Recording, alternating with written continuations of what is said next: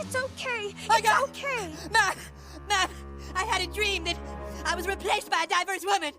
Welcome back to the channel, everybody. So I'm a bit late on this, but Bob Iger's interview leak has dropped. I've watched it, and basically, it's a bit of a show, really, isn't it? Maybe we should go a different route than we did with Indiana Jones. Fuck Indiana Jones! Put a ticket in and make her name it gay! So essentially, everything that sort of Disney have been proclaiming and the Disney shills and fans have been saying, especially the MCU ones, are completely wrong and really makes Nerdrotic and the Critical Drinker come across as correct the whole time. A lot of people were saying that, look, Disney and Hollywood and Marvel Studios, etc., were not trying to push a woke agenda or any kind of agenda, that actually it was just a sign of a modern audience or the times. But that is literally debunked here in this interview that we got in a minute. And he basically just admits that essentially they've been focusing more on a push of a political stance rather than actually producing good content. And by doing that, they've let the whole company slide from a cultural perspective, and that's why they've been producing absolute rubbish.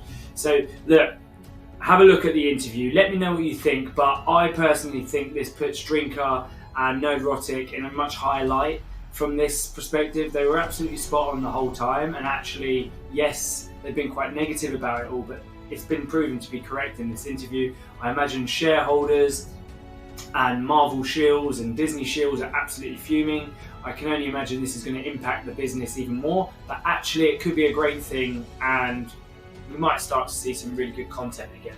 So let's have a look.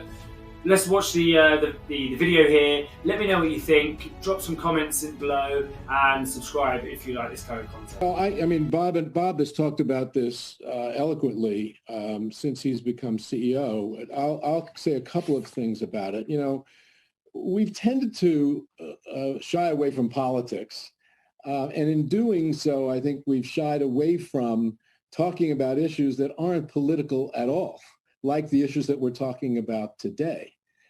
Because we believe in doing so, maybe it looks like we're taking a stand. Well, in that reality, we should be taking a stand. By the way, I take responsibility for this. I was CEO for 15 years.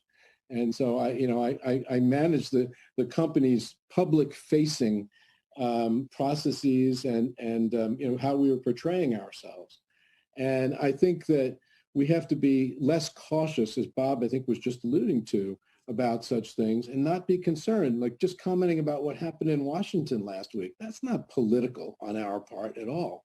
We know that what we saw was fundamentally wrong and that it was rooted in hatred and disrespect and contempt and intolerance. And we should feel free as a company to comment about that without retribution. And another thing I want to say that I've learned these last 9 to 12 months is, I'm very proud of a lot of the work we've done in terms of diversity and inclusion on screen. When we did Coco, for instance, at Pixar, a great example of that, or Tiana, or of course, Black Panther is one of the great examples of that.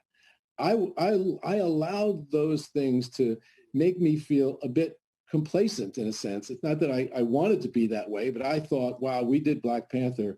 How great are we? And it caused me to not focus as much as I should have on the culture of the company and the environment and in the voices